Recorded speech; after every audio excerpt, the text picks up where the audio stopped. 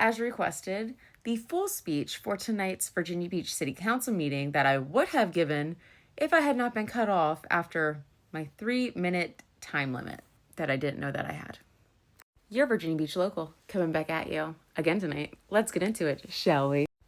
I will say that I did edit some things on the spot, so I don't exactly remember what I said while I was up there.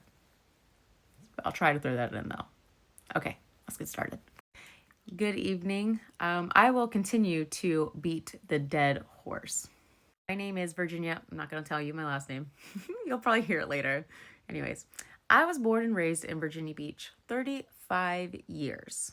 I grew up believing this city was a place where hardworking people could build a future. A place where my friends and I could buy a home, raise families, and stay in the community that we love. Instead, I've watched my friends get priced out. They couldn't afford to buy a home here, so now they live in surrounding cities and commute to and from Virginia Beach for work.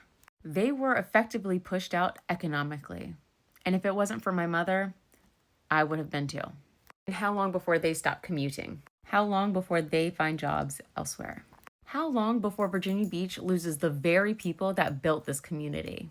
At the same time, houses continue to become less affordable. More homes become investment properties, and the answer from the city leaders always seems to be about the same. More development, more construction, more tourism, more industrialization. Now we're being told we need massive data centers for AI and the technology boom. But many of us are asking a simple question. Why and who is this really for? Because it certainly doesn't seem like it's for residents who are struggling with housing costs, traffic, infrastructure, and loss of open spaces.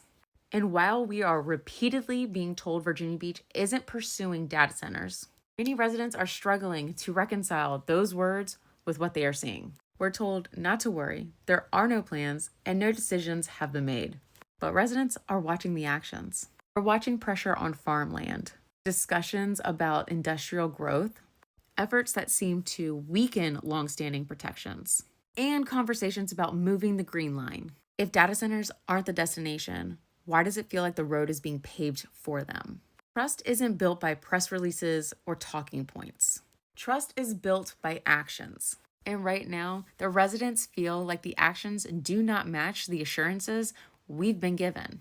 We're constantly told every new project is necessary. Every development is progress. Every expansion is inevitable. But at some point, somebody has to say, enough. Technology should serve people, not the other way around. We've managed to live, work, learn, and build communities without AI running every aspect of our lives. Now we're being told we need to sacrifice more farmland, more resources, and more of our community to support this new wave of technology. I don't believe that is a trade-off we should accept without asking hard questions. Because once land is developed, it doesn't magically become farmland again. Once protections are removed, they rarely come back. Once a city loses its character, it's almost impossible to restore. That's why we cannot keep giving away a little bit at a time and pretending it doesn't matter. An inch becomes a mile. And before you know it, the city you grew up in, it's gone. I barely recognize my own city anymore. Most locals I know aren't spending their weekends at the oceanfront. Yet it often feels like the city is being designed for tourists, developers, and outside interests, while the needs of the people who actually live here gets pushed further down the line. Take care of our roads. Take care of our neighborhoods. Take care of the people who are already here. You were elected to represent the residents of Virginia Beach, not developers, not corporations, not lobbyists, and not special interests.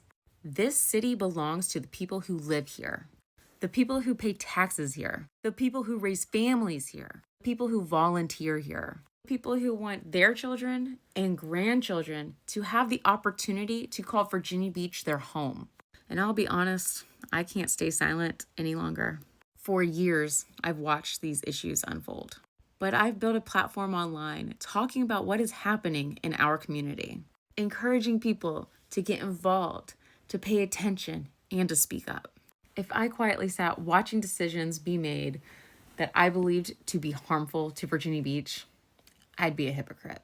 So I'm here, and I'm not alone. thousands of residents are paying attention now too. People are reading agendas. People are attending meetings.